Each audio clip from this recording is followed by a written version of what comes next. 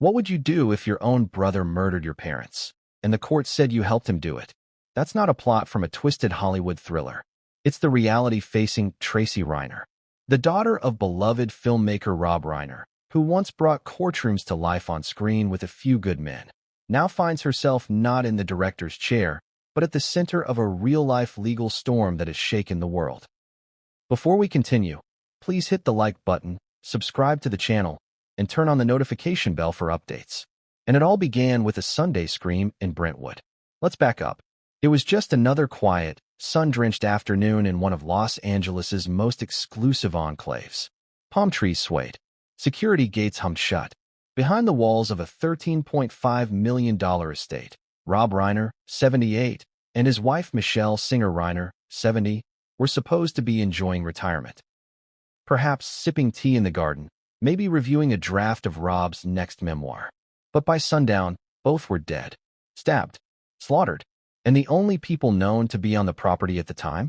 Their adult children, Nick Reiner, the troubled 32-year-old who lived in the guest house, and Tracy Reiner, the well-known actress, producer, and daughter of Penny Marshall.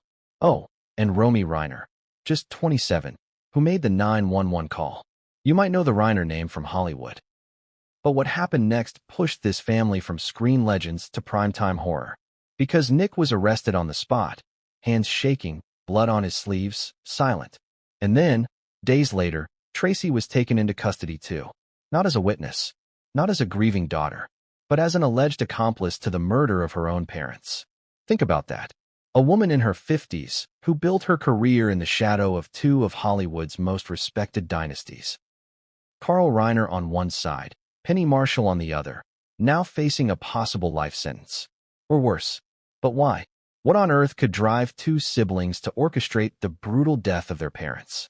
And why, when the world was still processing Nick's arrest, did Tracy faint in court the moment the verdict was read? It wasn't a scripted fall. This wasn't the theater. Witnesses said her knees buckled like a child. 1 second she was upright, breath held. The next, she was flat on the courtroom floor, paramedics rushing in. What had she heard? What did the jury see that the public hasn't yet? And perhaps most important, was Tracy guilty? Or is this all a cruel twist in a family already splintered by secrets? Stick with me, because in the next hour, we're going to unravel everything. Not with hearsay, not with tabloids, but through testimony, court documents, forensic evidence, and first-hand accounts from those closest to the case. And believe me, this story is more twisted than fiction. Let's start with a name you probably haven't heard before, Romy Reiner. She's the youngest of the siblings, and she's the one who allegedly told police something that changed the direction of the entire case. There's a dangerous family member. You should be looking at them too. She wasn't talking about Nick. She wasn't talking about a stranger. She pointed the finger at her sister. And what followed was a cascade of accusations, counter-accusations, diary entries, bank statements, and one damning video recording found hidden behind a false panel in Rob Reiner's study. A recording that may explain everything, or maybe only complicate it more. Now, if you followed the Reiners over the years, you know they weren't your average Hollywood family. They were adored, respected, even envied. But the higher the pedestal, the harder the fall. And fall they did. Harder than anyone could have imagined. Let me ask you, have you ever looked at a smiling family photo and wondered what was really going on behind those eyes? We're about to peel back the curtain. In this deep dive, you'll discover how a Hollywood legacy masked years of private tension, what Nick's journals reveal about growing up in the Reiner household, why Tracy allegedly deleted over a dozen surveillance files just hours after the murders, what secret deal prosecutors offered her, and why she refused, and finally, the haunting last message Rob Reiner left before his death, a message he may have recorded because he feared his own children. This is not a whodunit. We know who. The real question is, why? Why would a brother turn on his parents? Why would a sister allegedly help him? And why would the youngest sibling, Romy, blow the whistle, knowing it could destroy her family forever? In the chapters to come, you'll hear the screams that echoed across Brentwood. You'll read the court transcripts that stunned seasoned journalists. You'll explore the Reiner guest house, where detectives say the murder plan may have been conceived. And you'll feel the walls close in as this once golden family implodes under the weight of truth. But here's what will haunt you the most. This wasn't a crime of passion. It was a crime of planning. Weeks of whispers, months of money movement, years of resentment finally boiling over. The kind of cold, calculated betrayal that makes you question the very foundation of trust. So, whether you're here because you grew up watching The Princess Bride, or because courtroom dramas thrill you, or because you can't believe that a family this beloved could fall this far, stay with us. Because what you're about to see, it's real, it's raw, and it's absolutely chilling. But before we begin, let's revisit the last day Rob and Michelle Reiner were seen alive. They had brunch with a friend. They took a walk around the neighborhood, and at 3:48 p.m., a neighbor reported hearing shouting from the house. What happened in the next 90 minutes would spark a criminal case so bizarre, so gut-wrenching, that even veteran detectives were said to leave the scene in tears. But it wasn't the brutality of the murders that stunned them. It was what they found in the study. Something left behind. Something with Tracy's fingerprints. And something that didn't match her story. But what came next would change everything, and no one saw it coming. What exactly did they find in that study? It wasn't just blood, or broken glass, or the splintered remains of a violent struggle. It was a red leather folder. Locked. Marked with one word in faded gold leaf, legacy. Inside, a stack of papers and one USB drive. The papers were financial documents, oddly formal for a Sunday afternoon. Trust transfers, property reassignments, and curiously, several pages with Tracy Reiner's name printed across the top. But the USB drive? That was something else entirely. The file inside was titled, "If Anything Happens to Me .mp4. Rob Reiner's voice. His unmistakable tone. Calm, rehearsed, like a director walking through the final act of a script he never wanted to write. In it, Rob spoke about his family, his fear, his regrets, and his warning. If you're seeing this, something has gone wrong. Something I hoped we could prevent. But I've had concerns about Nick. And recently, about Tracy. The detectives stopped cold.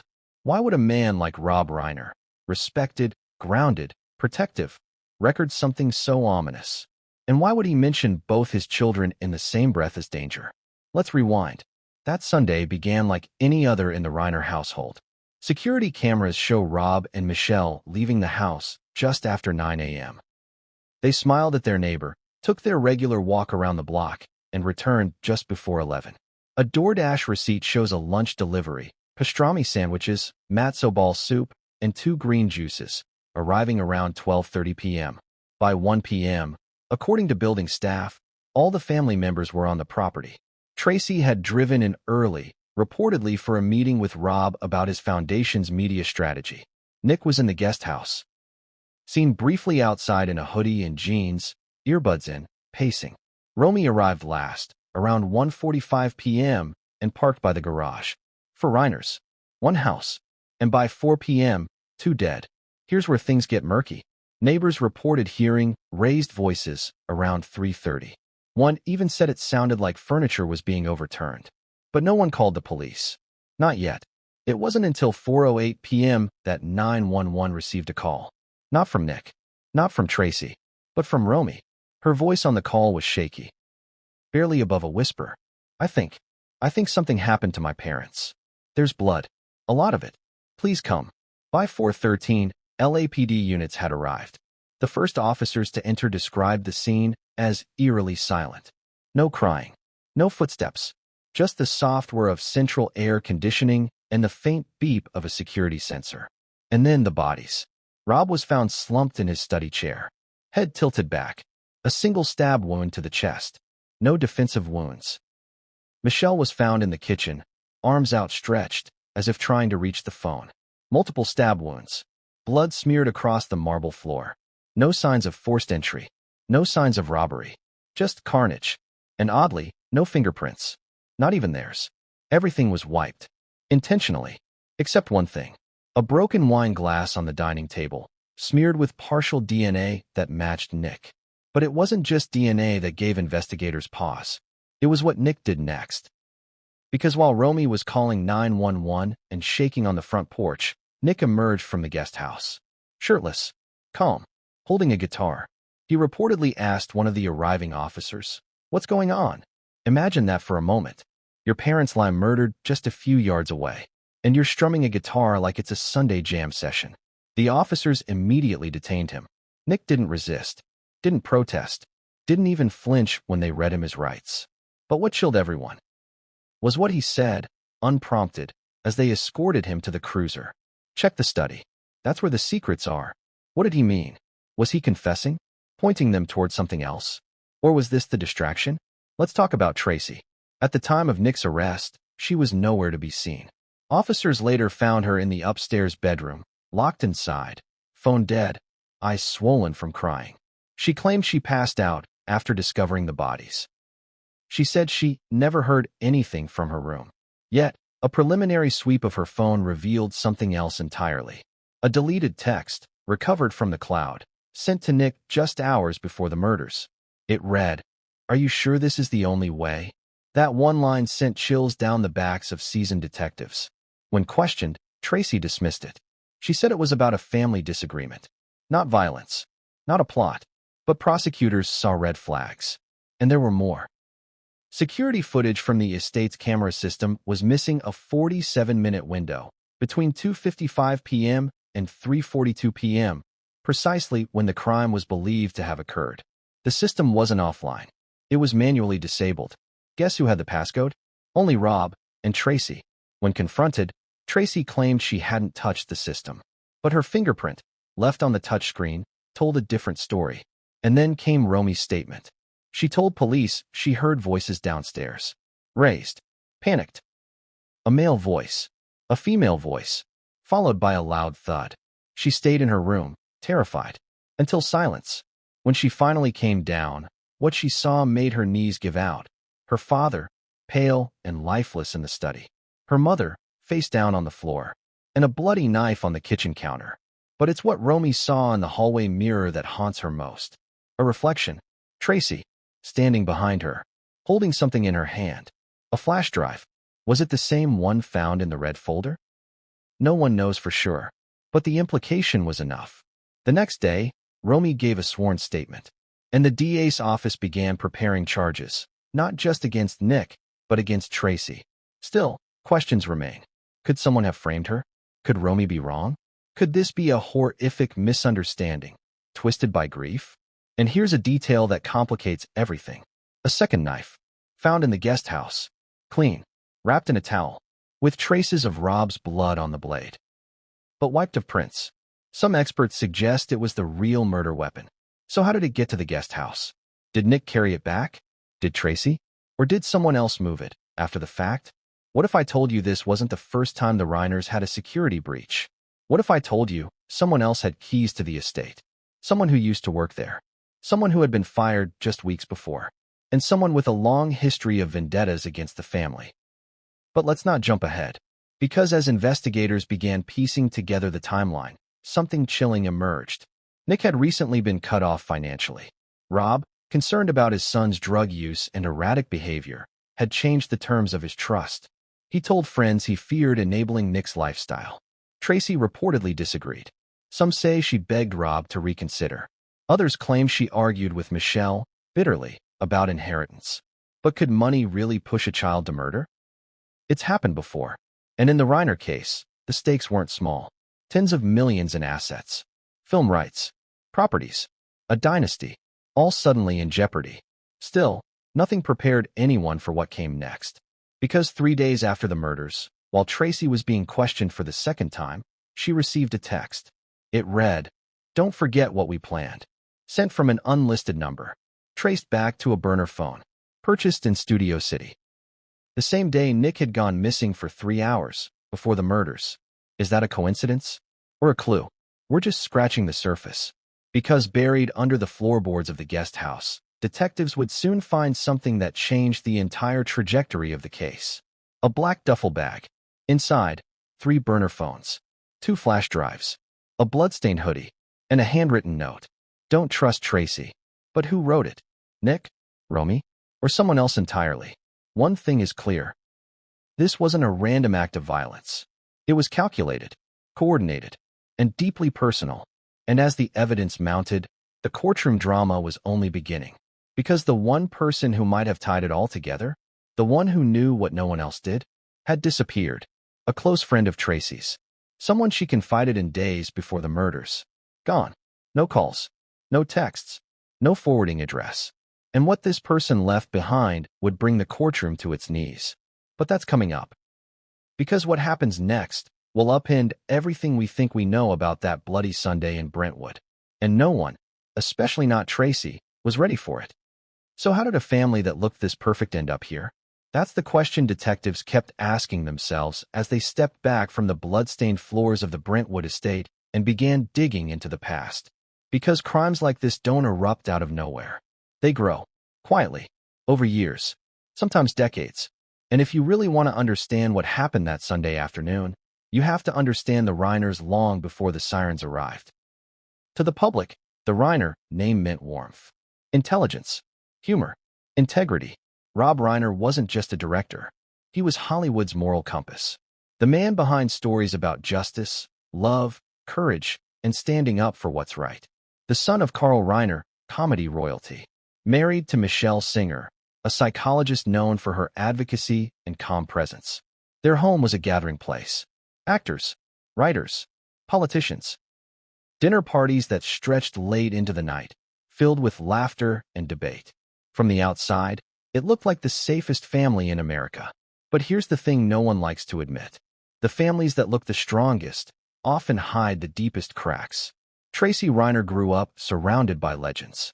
Penny Marshall was her mother, the woman who directed Big and A League of Their Own. Tracy learned early how to perform, how to smile when the cameras were on, how to keep private pain locked away. She was smart, observant, loyal to a fault. Friends describe her as protective of the family name. Fiercely so. Nick, on the other hand, was different. Nick was born into expectation. A famous father, a powerful last name, a legacy already written before he ever spoke his first word. And that pressure? It crushed him. Teachers noted behavioral issues as early as middle school. Mood swings, defiance, periods of intense charm followed by withdrawal. Rob tried everything. Private schools, therapy, rehab. But behind closed doors, the arguments grew louder. Neighbors later told police they'd heard shouting from the house for years. Doors slamming, voices raised late at night. Always the same pattern. Nick demanding something, Rob refusing, and Tracy stepping in between. She played mediator, translator, protector. Some say she enabled Nick. Others say she was trying to save him. But where does helping stop and complicity begin? That's the question prosecutors would later hammer again and again. Let's talk about money. Because money changes families, especially families with a lot of it. Rob Reiner's estate was valued in the tens of millions. Multiple properties, film royalties, production companies, trusts established decades earlier. For years, Nick was supported financially. Monthly allowances, credit cards, rent covered. But something shifted 2 years before the murders. Rob began tightening the reins. Emails recovered from Rob's account show concern, fear, exhaustion. In one message to a close friend, he wrote, "I love my son, but I'm not sure I'm helping him anymore." The trust was modified. Nick's access was restricted. Conditions were added. Rehab, sobriety, accountability. Nick was furious, and Tracy knew it. In fact, she argued with Rob about it. More than once. She believed cutting Nick off would push him over the edge. Rob believed continuing to fund him would destroy him. Who was right? We may never know. But what we do know is this. The tension didn't stay theoretical. It became personal. Family dinners turned icy. Holiday gatherings ended early. And then there was Romy, the youngest, the quiet one. Romy grew up watching the dynamic play out from the sidelines. She adored her father, idolized her mother, feared her brother, and, according to friends, felt increasingly uneasy around her sister. She once confided to a college roommate, "It's like we're all walking on glass. One wrong step, and everything shatters." That wasn't poetic exaggeration. That was prophecy. Because 6 months before the murders, something happened that almost no one outside the family knew about. A confrontation. It took place in the study. The same study where Rob would later be found dead.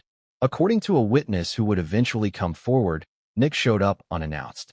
He was agitated, accusing Rob of betrayal, of choosing money over blood. Tracy was there too. She tried to calm him down. But when Rob refused to reverse the trust changes, Nick snapped. He allegedly said, "You're dead to me." Those words would echo later in court. At the time, Tracy reportedly ushered Nick out before things got physical. She apologized to Rob, promised she'd talk to Nick. And she did.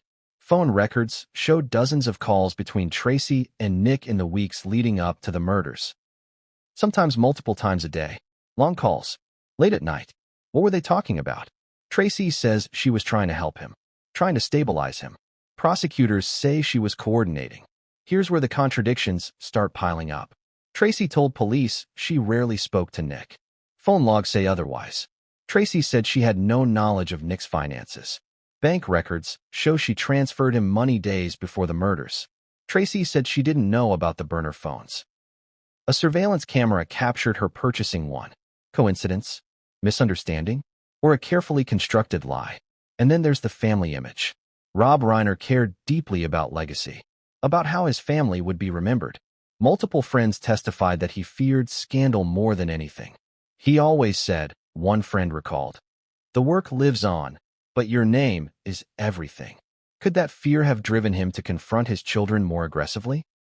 Could Tracy, desperate to protect the family name, have crossed a line she never imagined? Ask yourself this. If you believed your brother was capable of something unthinkable, and you believed your father was pushing him toward it, what would you do? Would you intervene? Would you manipulate? Would you rationalize something that should never be rationalized? This is where the story stops being simple. Because no one in this family fits neatly into a box. Nick isn't just a monster. Tracy isn't just a villain. Romy isn't just a hero. They're all damaged. All complicated. All shaped by the same pressures. And the dynasty they were born into didn't protect them. It trapped them. The more investigators uncovered about the Reiner family dynamics, the clearer it became. The murders weren't just an act of violence. They were the culmination of years of unresolved conflict, years of silence, years of pretending everything was fine. And now, with Rob and Michelle gone, the family mythology was collapsing under the weight of truth. But the past still had more to reveal, because buried deep in Nick's childhood records, in school reports, therapy notes, rehab intake forms, was a pattern of obsession, of fixation, of resentment toward his father that went far beyond money. And what those records revealed would make one thing terrifyingly clear. Nick Reiner didn't just feel wronged. He felt entitled. Entitled to recognition. Entitled to inheritance. Entitled to revenge. And the question that haunted investigators was this. Did Tracy know how far that entitlement had gone? Or worse, did she help shape it? Because when detectives finally gained access to Nick's private journals, hidden beneath the floorboards of the guest house, they realized something chilling. Nick had been planning something, not just for weeks, but for years. And the first name written on nearly every page? Tracy. But what those journals revealed would shift suspicion in ways no one expected. Because the deeper they read, the less clear it became who was leading whom. And as the Reiner dynasty crumbled in the public eye, one truth emerged with devastating clarity. This family didn't just implode. It detonated. And the blast radius was far from over. Because next, we're going inside the mind of Nick Reiner himself. Inside the journals. Inside the rage. Inside the shadows. And what you're about to hear may change who you believe is really responsible. But what came next would change everything, and no one saw it coming. What drives a son to destroy the very people who gave him everything? That's the question that has haunted this case since day one. Because Nick Reiner wasn't a stranger to the world of privilege. He wasn't some cast-out orphan or neglected child. On paper, he had it all. Wealth, fame, access, opportunity. And yet, something inside him had been breaking for years. Long before the screams in Brentwood, long before the blood on the tiles, long before the court transcripts and security footage and burner phones painted him as a killer. To understand what happened, you have to step into Nick's world. Not the one the tabloids feed you. The real one. The dark one. The one that was never shown on the red carpet. Born into greatness. Raised in shadow. Nick Reiner was born in 1991 into a family that seemed like a dream. Rob Reiner, already a household name, was at the height of his directing career. Misery had just terrified audiences. A Few Good Men was already underway. His wife, Michelle Singer Reiner, was known as a calm, soft-spoken woman with a deep interest in psychology and emotional healing. But when Nick arrived, the dream began to crack. Rob was rarely home. Michelle, despite her warm public image, was reportedly overwhelmed. And Nick? He was difficult. Doctors first flagged emotional dysregulation at age 5. Tantrums that lasted for hours. Mood swings. Aggression toward nannies. A strange aversion to being touched, even by his mother. By 8, he'd already been kicked out of 2 private schools. By 11, he was in therapy 4 times a week. And by 14, rehab. Not for drugs. Not yet. But for what his parents called emotional burnout. Let that sink in. A teenager with a staff, a credit card, and a legacy already burdening his shoulders. Burnout before his first high school dance. And the legacy? That was the poison disguised as privilege. Because everywhere Nick went, he was Rob Reiner's son. Never Nick. Always the son of someone. Always measured against a man who had changed pop culture forever. And that resentment grew like mold in the dark. One therapist's notes, entered into court later, read, Nick feels invisible next to his father. He jokes about having to murder someone just to get noticed. That was written when he was 17. A joke? Maybe. But the laughter never reached his eyes. A private collapse, hidden by public power. As Nick entered his 20s, the issues escalated. Drug use, partying, crashes, rehab stints, public outbursts at restaurants, threats to staff, unpaid bills that were quietly settled by Rob's assistants. But the public never heard about it. Why? Because the Reiners were masters at image control. One friend of the family later admitted, there were always whispers. But you don't cross Rob. You keep it in-house. And they did. Until they couldn't. In 2018, Nick was arrested in Santa Monica for possession of heroin and resisting arrest. The charge was dropped, the story buried. But inside the Reiner household, everything changed. Rob issued an ultimatum. Rehab or exile. Nick chose rehab. Again. But this time he didn't stay. He left after 11 days and vanished for nearly 2 weeks. When he resurfaced, he was thinner, twitchier, angrier. According to Romy, he told her, they want to erase me. But they can't. I'm a Reiner too. That same year, Rob rewrote his will. Nick was still in it, but barely. Tracy was made trustee. Romy was given medical power of attorney. Nick was left with a conditional trust that would only activate if he completed sobriety treatment for 12 consecutive months. He never did. And he never forgave them. The guest house, a prison with a view. In 2020, Nick was given a second chance. At least, on paper. Rob allowed him to move into the guest house on the Brentwood property, under strict conditions. No guests. Weekly check-ins. Mandatory therapy. For a while, it worked. Neighbors said they saw him jogging, grocery shopping, smiling. But behind closed doors, the journals told a different story. Recovered from the crawl space beneath the guest house, Nick's private notebooks became one of the most damning pieces of evidence in the case. Hundreds of pages. Rants. Drawings. Schedules. Fantasy scripts in which his parents beg for his forgiveness. And again, one name appeared. Tracy. The strange bond between Nick and Tracy. Here's where the story gets complicated. Because Tracy was the one person Nick seemed to trust. The one person who visited him regularly. The one person who never gave up on him. Or, as some now argue, never distanced herself enough. She defended him. Even when he screamed at staff. Even when he skipped therapy. Even when Rob begged her to stop babying him. In one recovered email, Rob wrote to Tracy, "You're not helping him. You're enabling him. You're giving him permission to self-destruct." Tracy never replied. But days later, Nick deposited a $5,000 check, written by her. Prosecutors would later argue that Tracy was more than just a concerned sister. That she was a buffer, a facilitator, a willing participant in shielding Nick from consequences. But why? Why would a woman with her own career, her own life, insert herself so deeply into her brother's chaos? Some say guilt. Tracy was raised under Penny Marshall, fierce, powerful, often absent. She took on a motherly role early. Some believe that carried over to Nick. Others say it was control.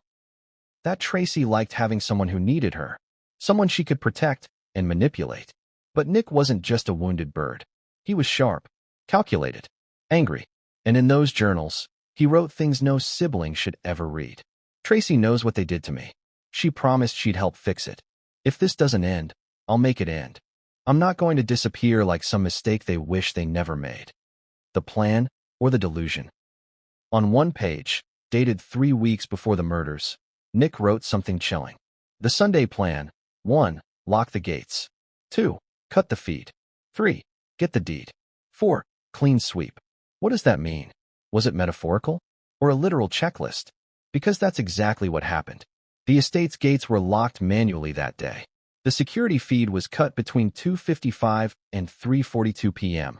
The Reiners' living trust documents were discovered, heavily redacted. And the crime scene was almost disturbingly clean. Clean, except for one thing: the hoodie. The one found in Nick's duffel bag. Stained. Hastily buried. Almost like it wasn't supposed to be found. And maybe it wasn't. Because Nick, for all his damage, was meticulous when he wanted to be. He wasn't a mindless addict. He was deliberate. He planned. He watched. He waited. And then, the aftermath. When detectives interviewed Nick after his arrest, they were stunned. He didn't cry. He didn't protest. He didn't ask for a lawyer. He sat silently, then leaned forward and whispered, "They made me. Now they pay." But who is they? His parents? Tracy? Society? The voices in his head? A psych evaluation conducted while he awaited trial revealed no signs of psychosis. No hallucinations. No dissociative states. Just rage. Cold, festering rage. The kind that doesn't scream, it simmers. But was he working alone? Here's the twist. The more investigators uncovered about Nick's planning, the more they began to doubt he acted alone. There were too many gaps. Too much coordination. And then, the flash drive. Remember that? The one Tracy was allegedly seen holding in the hallway mirror? That drive contained encrypted messages between two parties. One signed T, one signed N. When decrypted, they revealed a series of messages. T. It has to look like an accident. No blood. N. Too late for that. T. Just don't drag me into it. Those messages, if authenticated, would tie Tracy directly to the plan. She denies writing them. Her defense claims they were faked. But the prosecution says otherwise. Because the emails were linked to a dummy account created using a burner phone. A phone purchased by a woman matching Tracy's description. Caught on camera. Paid in cash. Coincidence? Or cover-up? The questions that won't go away. Here's what we know. Nick hated his father. He resented his family. He felt invisible. He wanted power. And he wasn't afraid of blood. But the big question remains. Was he manipulated? Did Tracy plant the seed and let it grow? Or did he pull her into something she couldn't escape? Is he a puppet? Or the puppet master? Because as Chapter 4 will show, Tracy's role may not have started with murder. But it might have ended there. And when the court uncovered the surveillance footage from the other camera, hidden in a place no one expected, it changed everything. But what came next would change everything, and no one saw it coming. How far would you go to protect your brother? Would you lie? Would you cover up a crime? Would you stand between justice and the truth? Or, worse, would you help him commit the crime in the first place? These are the questions that prosecutors hammered into the jury during one of the most surreal cross-examinations in recent legal history. And the woman they were aimed at? Tracy Reiner. Actress, producer, daughter of Hollywood royalty. And now, convicted accomplice in the double murder of her own parents. But was Tracy really the cold-blooded strategist the court painted her to be? Or was she something far more complex, perhaps even more dangerous? A woman driven by loyalty, twisted by denial, and destroyed by secrets she couldn't keep buried any longer. Let's rewind. The myth of Tracy Reiner. For decades, Tracy Reiner played the perfect daughter. Polished, presentable, articulate. Always close enough to the spotlight to be seen, never close enough to cast shadows. You probably remember her from A League of Their Own, or the dozens of small roles she picked up thanks to her mother, Penny Marshall, and her stepfather, Rob Reiner. But she never broke out. And maybe that's where it started. The tension, the quiet comparison. Tracy, the support act to everyone else's stardom. Nick, the liability everyone whispered about. Romy, the youngest with the clean slate. Rob, the titan. And Tracy, the fixer, the family's PR filter. She was the glue, said one close friend, now turned witness. But glue cracks under pressure. And pressure was mounting long before the murders. A timeline of quiet power. Court documents reveal a pattern. In the final year before Rob and Michelle's deaths, Tracy became more involved in family affairs. She attended board meetings for Rob's production company, despite not having a formal title. She requested financial summaries from the estate attorneys, despite not being a trustee. She began overseeing certain adjustments to the guest house living situation for Nick, according to internal emails. And most notably, she pressured her parents, particularly Rob, to reinstate full trust access for Nick. One email read, "You're not helping him by starving him. He feels exiled, forgotten. We can fix this before it gets worse." To the untrained eye, that might seem compassionate. To a prosecutor, it was evidence of manipulation. A subtle, steady campaign to wear down Rob's resistance and shift the balance of family power. But why? Why would Tracy risk everything to defend a brother who had been spiraling for years? According to a source close to the family, it wasn't about money. It was about control. Because Tracy, for all her elegance and grace, had always wanted one thing: to be in charge. Not just of Nick, not just of public appearances, but of the Reiner legacy. And with Rob getting older, Romy uninterested in fame, and Nick emotionally unstable, she saw a window, and she walked through it. The phone calls that raised red flags. When detectives began building a timeline of digital communications, one pattern emerged immediately. Between April and June, the 3 months leading up to the murders, Tracy and Nick exchanged over 137 phone calls. That's more than one every day, some lasting less than a minute, others stretching for nearly an hour. Tracy claimed the calls were check-ins, pep talks, supportive chats, but then came the texts. Encrypted, enigmatic, and deeply suspicious. Let's make sure it's all gone before they look. No turning back after Sunday. Just make it fast. Don't make it cruel. Tracy's defense team argued these were taken out of context, that they referred to deleting old documents, closing family businesses, ending toxic communication patterns. But then why were they sent on burner phones? Why were the devices registered under fake names? And why did the messages line up so precisely with the murder timeline? At a certain point, coincidence starts looking a lot like conspiracy. The missing minutes of footage, perhaps the most damning evidence, didn't come from a text. It came from silence. 47 minutes of silence, to be exact. That's how long the Brentwood Estate's security cameras went offline the afternoon of the murders. Investigators found no technical failure, no electrical issue, no malfunction. The system had been shut down manually, using the touchscreen control panel in the main hall. A system with only 3 known passcodes: Rob's, Michelle's, and Tracy's. Nick didn't have one. Let that sink in. The system wasn't hacked. It wasn't bypassed. It was accessed. And Tracy was one of only 3 people who could do it. When asked directly if she turned off the cameras, Tracy replied, "I don't remember." A convenient lapse? Or a quiet confession? The surveillance blind spot that spoke volumes. But what Tracy didn't know was that Rob, always cautious, always 3 steps ahead, had a backup. A motion-sensitive nanny cam disguised as a decorative clock. It wasn't connected to the main system. It ran independently. And what it captured changed everything. At 3:38 p.m., roughly 22 minutes before Romy's 911 call, the camera picked up motion near the hallway just outside Rob's study. The image was grainy, but the shape was unmistakable. A woman. Same build as Tracy, wearing a light blue cardigan, just like the one Tracy was photographed in earlier that day during brunch. She's seen holding something in her left hand. Later zoom analysis suggested it may have been a flash drive. And then, she disappears into the study. 4 minutes later, Michelle screams. Then silence. And no one else enters that hallway. Except Nick, 8 minutes later. So what happened in those 4 minutes? What did Tracy say to Rob? What did she do? Why was she carrying a drive? And why, if she was innocent, did she lie about being upstairs during that time? The deal that could have saved her. Here's what's even more tragic. Tracy had an out. 2 weeks before the trial began, the DA's office offered her a deal. 10 years in prison in exchange for full cooperation. Testify against Nick. Reveal everything. Sign the affidavit.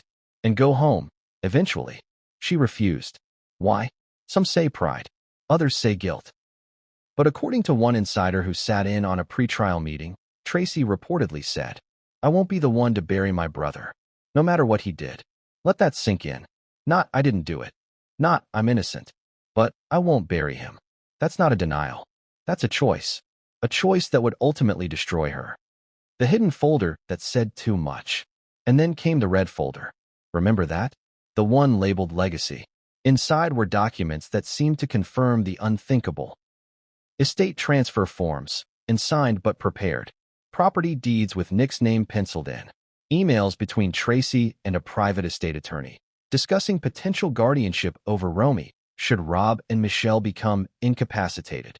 This wasn't just grief. This was planning. And it went deeper than anyone thought. Because one line in one draft email, never sent, but saved locally, read, "They're in the way. Maybe it's time for a reset." When questioned about it, Tracy claimed she was journaling, a form of therapy. Prosecutors called it a blueprint. The jury agreed. But was Tracy the mastermind or the pawn? Here's the twist no one saw coming. A forensic psychologist hired by the defense painted a different picture entirely. She described Tracy not as a planner, but as a trauma-bonded sibling. Someone who had spent her life cleaning up after Nick, convincing herself that protecting him was the same as saving him. "This isn't about murder," she testified. "This is about martyrdom." It's a haunting theory, one where Tracy didn't kill out of hatred, but out of love. Misguided, twisted, but love nonetheless. A woman who had so fully merged her identity with her brother's dysfunction that she believed silence was loyalty. But if that's true, why the flash drives? Why the burner phones? Why the lies? Why the blood? At some point, martyrdom and complicity begin to look exactly the same. And the jury couldn't ignore the facts. The collapse that shocked the courtroom.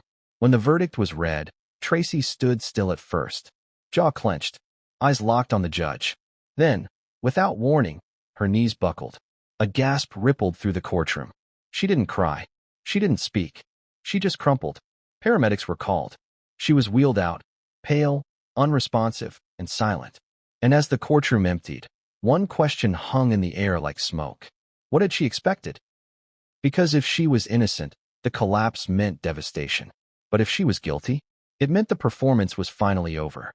And just when you thought you knew where this story was going, a new player stepped forward. A mystery friend. Someone who hadn't been mentioned, hadn't been seen, hadn't been heard from in months.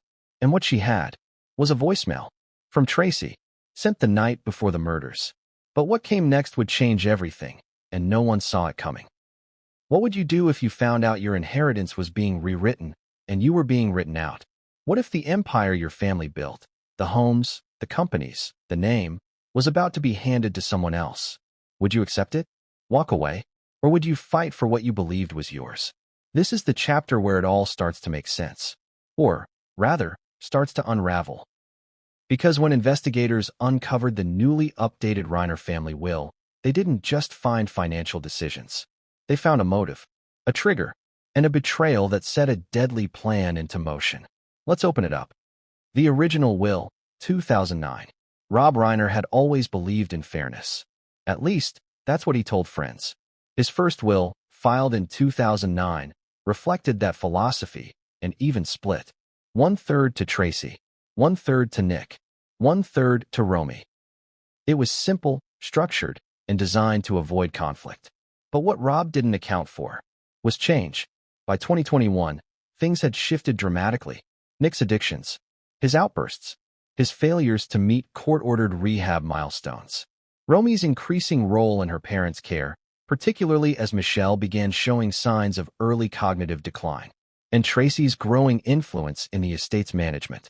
It was a family dynamic in flux, and Rob knew it. That's when he quietly drafted a second will. This time, the split wasn't even. This time, Nick's name was missing. The second will, 2022, signed at a private attorney's office under tight confidentiality. The new will altered everything. Tracy retained a portion, specifically, a controlling share of Reiner Media Holdings. Romy was given the Brentwood estate, sole executor status, and full rights to her mother's trust fund. Nick? Nothing. Not a dime. Not a clause. Not even a footnote. There was a sealed envelope attached to the will, labeled simply, "To be given to Nick, only if requested."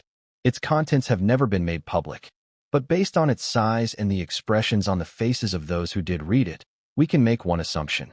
It wasn't kind. Rob was cutting ties. And Nick knew it. How? Because just 6 weeks before the murders, Tracy made a mistake. She left her email open on her laptop during a visit to the guest house. Nick, ever curious and always suspicious, peeked. And there it was. The PDF attachment. The new will. The new hierarchy. He didn't scream. He didn't cry. He said nothing. But what he did do was start writing again. His journal entry that night. He's cutting me out. After everything. After all of it. He chose them. And 3 days later, he bought a burner phone. The third will. The one that never got signed. Here's where things turn from tragic to bizarre. A third will was discovered in Rob's personal safe and signed, undated, unfiled. In this draft, the estate is entirely transferred to Tracy. The entire thing. Property, assets, royalties, a full handover. But here's the kicker. This version was not authored by Rob's legal team. It was written on Tracy's laptop by someone using the alias TR_authorized. When confronted with this, Tracy claimed she had drafted an example will for discussion purposes. Nothing more. But the language was clear and oddly specific. Clauses referring to Romy's emotional fragility, Nick's ongoing criminal risks. A line that read, due to Tracy Reiner's longtime management and loyalty, she is to assume sole financial stewardship in the event of our passing. Sound like a casual draft to you? To prosecutors, it looked like groundwork. Laying the legal bricks for a post-parent's future, one where Tracy ruled and everyone else was written out. But if that was the plan, why didn't Rob sign it? And more importantly, why was it still in the safe? The leading theory? He found out. Someone told him. And he changed course again. That's when everything exploded. The fight that changed everything. According to Romy's testimony, the final major argument occurred exactly 10 days before the murders. It was brutal, not violent, but devastating. She was upstairs, but overheard everything. Voices echoing through the hardwood halls. Michelle sobbing. Rob shouting something about forgery. And Tracy? Tracy was silent. That, Romy said, is what chilled her the most. That after everything, Tracy just stood there. Quiet. Cold. Listening. And when she finally spoke, all she said was, "You've made your choice." What did that mean? Who was the you? And what exactly had Rob chosen? Was it Romy? Was it to sever financial ties with both Tracy and Nick? Was it to go public with family tensions? We don't know. But 2 days later, Rob met with his attorney again. The final will was officially filed. The one that left Nick with nothing. The one that split the estate between Romy and Tracy, with Romy having final say. And that's when everything began falling into place. Because over the next 4 days, Tracy sent 4 encrypted emails to an unknown recipient. Nick withdrew cash in small increments from 5 different ATMs. A storage unit was accessed near Culver City, a unit traced back to a fake name used by Nick 6 months earlier. And a burner phone, activated weeks before, pinged a tower just 0.6 miles from the Reiner estate, then went silent. The will becomes the weapon. In court, the prosecution argued that this wasn't just about money. It was about identity, about legacy. Nick saw himself as the rightful heir. Tracy saw herself as the guardian of the empire. Both of them believed the will was a declaration of war. And when Rob finalized it, they believed he'd chosen sides. He'd abandoned them. He'd picked Romy. The youngest. The quiet one. The one who never asked for anything, but now stood to inherit everything. You see, it wasn't just about losing the money. It was about losing control. And in a family built on fame, power, and public image, control was everything. But then came the twist, a missing page. During cross-examination, Rob's estate attorney admitted something stunning. There had been one more page to the will. A final note, written by Rob. A personal statement.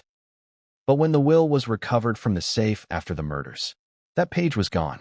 Ripped clean. Removed. Tracy claimed she never saw it. Nick couldn't speak to it. Romy didn't even know it existed. But someone did. Because the day after the murders, an anonymous envelope arrived at Rob's attorney's office. Inside, that missing page. Bloodstained. Torn. The message was short. A single paragraph. To my children, I love you. But I will not enable you. Not anymore. If you want to build a future, build it yourselves. This legacy is not a gift. It's a responsibility. No signatures. No dates. Just words. but words that cut deeper than any knife. The envelope that shouldn't exist. Here's the haunting question. Who mailed it? The envelope was postmarked the same day as the murders, 3:21 p.m. That means the killer, or someone close to the killer, went to a post office, just blocks away, and mailed a torn, bloody page from the final will after the crime. Which means someone wanted that page to be found. Someone wanted the truth exposed. Or maybe someone wanted to frame the other. Was it Nick? Trying to shift blame to Tracy? Was it Tracy? Creating distance from the crime by sending a symbolic olive branch? Or was it Romy? Trying to preserve her father's final message? The answer remains a mystery. The post office had no surveillance footage. The envelope bore no prints. Just that single damning piece of paper. A father's last warning. The final trigger. When prosecutors laid it all out in court, the case became chillingly clear. The will was the final straw. Not the first betrayal. Not the first slight. But the moment that broke the dam. The day Rob Reiner removed Nick from his future and became the target of his wrath. And Tracy? Whether as puppet master or willing participant, she played her role. She made her calls. She deleted footage. She wrote emails she could never take back. And she stayed silent. Even as blood soaked the floor of her childhood home. But here's what no one expected. Just when the trial seemed sealed, a woman showed up. A friend of Tracy's. Long vanished. Quiet. Invisible. And she had a voicemail. From the night before the murders. A voicemail that, if real, could rewrite the entire timeline. But what came next would change everything, and no one saw it coming. What if the cameras weren't actually off? What if, just when the killers thought they had wiped the evidence clean, a single hidden eye kept watching? And what if that eye caught something that would flip the entire narrative upside down? This is the twist that investigators didn't see coming. The one that blindsided the defense and cracked open a timeline that had, until this moment, felt chillingly airtight. Because while 47 minutes of footage had vanished from the Reiner estate's main surveillance system, footage that prosecutors believed was deleted by Tracy, a hidden backup source had recorded part of what really happened. And what it showed? Well, it wasn't exactly what the jury had been told. Let's rewind the tape. The broken security system, or so they thought. From the beginning, the Brentwood Estate's surveillance system played a central role in the investigation. Cameras dotted nearly every corner of the property. Front gate, guest house entrance, back patio, main hallway, kitchen, even the garage. And yet, on the day of the murders, all of them mysteriously glitched. Between 2:55 p.m. and 3:42 p.m., the entire system went dark. Investigators initially believed it was deliberate tampering. Tracy's fingerprint on the control panel, her known access code, her inconsistent alibi. It made sense, until it didn't, because when a tech analyst from the LA County Cyber Crimes Unit dug deeper, he found something no one expected: a secondary cloud sync, hidden, unused, unknown to most of the family, but set up months earlier by Rob Reiner himself. According to a recovered email exchange between Rob and his security consultant, he had requested a shadow vault, a failsafe, a private, password-protected server located offsite that would automatically archive footage from the estate's most sensitive cameras, just in case. Just in case someone deleted something. Just in case someone broke in. Or, maybe, just in case someone from inside the house turned. And Rob had kept it secret. Not even Michelle knew. And certainly not Tracy. The server, nicknamed Iron Mirror, had one function: to preserve everything, even if the main system went dark. And from this vault, investigators recovered footage no one knew existed. Footage that would shake the case to its core. Camera 9, the hallway to the study. The first recovered segment, from Camera 9, showed a shadowy figure walking briskly through the hallway toward Rob's study at exactly 3:19 p.m. Not unusual, until they zoomed in and confirmed something startling. The person wasn't Nick.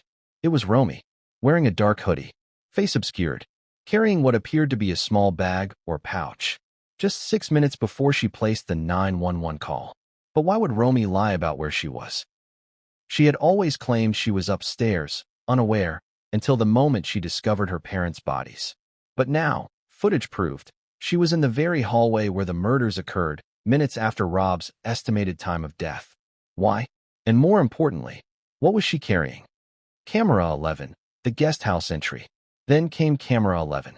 The footage showed Nick exiting the guest house at 3:05 p.m., earlier than initially believed. Wearing clean clothes. Calm. He walks toward the main house, phone in hand, appears to pause near the front door for 30 seconds, then disappears inside. What makes this disturbing? Investigators had originally placed the time of death between 3:15 and 3:30 p.m. But if Nick was already in the house by 3:05 p.m., and Romy was in the hallway by 3:19 p.m., then who exactly was where and when? The timeline was now scrambled. And Tracy? Still missing from all recovered footage. Until they found camera 6. Camera 6. The side entrance. This camera had one job. Monitor the side entry near the kitchen garden, a low-traffic area Rob once used for quick access during media events. It was rarely checked, but Iron Mirror caught it. At 2:58 p.m., Tracy appeared on screen. Alone, holding a small hard case, possibly a laptop sleeve. She glanced over her shoulder, pressed the code on the side door, entered, gone. She never reappeared on any external camera for the next 47 minutes. But here's the part that cracked open the courtroom. A second figure followed her. Not Nick. Not Romy. Someone else. A man, mid-40s, wearing a baseball cap, sunglasses, and gloves. And most shockingly, he used the same code. That detail chilled the room. Who else knew the code? Not staff. Not friends. Only 4 people had ever been given that number. Rob, Michelle, Tracy, and a man named David R. Cohen, a former Reiner family assistant. Fired in 2016 after a financial dispute involving allegedly misplaced production funds. Never charged, but bitter. And now, allegedly back. The footage wasn't conclusive, but when the man removed his hat briefly to scratch his head, the image capture software picked up facial markers. An AI facial recognition algorithm returned a 76% match to Cohen. Enough to raise alarm. But why Cohen? And why now? Here's the twist that no one anticipated. David R. Cohen had a long-standing grudge against Rob Reiner. He once claimed Rob owed him his entire career. In a 2019 Reddit AMA, now deleted, he cryptically posted, "When legacy betrays you, you don't forget. Some people keep receipts." Could Cohen have returned to the Reiner estate to settle a score? Could he have manipulated Nick? Or Tracy? Or both? More disturbingly, was he acting alone? Or was he invited? Because surveillance footage shows Tracy holding the door for him. Was that a setup? A betrayal? Or just a devastating mistake? The drive and the clock. Just when prosecutors thought the footage was the bombshell, they found something else. Hidden inside a decorative antique clock on the mantle of Rob's study, a USB drive was discovered. It was placed in a compartment so obscure that only Rob or someone very familiar with the house would know it existed. On the drive, an audio file, time-stamped the morning of the murders. Rob's voice, worried, tired, desperate. "If anything happens today, it was not an accident. There are people who want this empire to die with me. I don't trust Tracy anymore. I don't trust Nick. Romy is the only one who doesn't want something from me." He pauses, sighs, then says something that would be played and replayed in court 100 times. "I don't know if I'll make it through the day." That line shook the courtroom to its core. It was no longer just about camera glitches and timelines. It was a premeditated atmosphere of fear, and Rob knew it. He saw it coming. The power of the surveillance twist. What the Iron Mirror system did was simple, but devastating. It shattered the neatly controlled narratives. It raised new questions about Romy's real role. It introduced a new suspect in David R. Cohen. It cemented Rob's awareness that his own children were circling, and it left Tracy without a viable defense. Because even if she didn't commit the murders herself, she opened the door. She let the wolf in, and then stayed silent. But perhaps most disturbing, no one has seen David R. Cohen since that day. He hasn't been arrested. He hasn't spoken. He hasn't returned to his last known residence. Some believe he fled the country. Others believe he was a pawn who was later erased by the very people he helped. But one fact remains undeniable. The surveillance was never truly off, and what it captured may still be the tip of the iceberg. Because as Chapter 7 will reveal, Romy Reiner, the quiet daughter, the forgotten sibling, finally broke her silence. And what she told the court was something no one had heard before. Not even Tracy. Not even Nick. and certainly not the public. But what came next would change everything, and no one saw it coming. What if the person you thought was just a witness turned out to be the one holding all the secrets? What if the quietest voice in the room suddenly became the loudest? And what if that voice had been warning everyone the entire time? Because just when prosecutors believed they had everything locked down, the footage, the digital trails, the motive, one voice changed the entire trajectory of the case. Tracy Reiner, the youngest daughter, the unexpected heir, the woman who made the 911 call. Up until this point, Tracy had been treated like the innocent bystander, the emotional thread in a violent narrative, the one who walked in on the crime scene, who sobbed into the phone, who gave tearful statements. But what no one realized was that Tracy had been documenting everything. She had known, not everything, but enough. Enough to be scared, enough to be ready. And when she stepped into the courtroom, all eyes turned. Because this wasn't just testimony. It was confession, revelation, and indictment. All at once.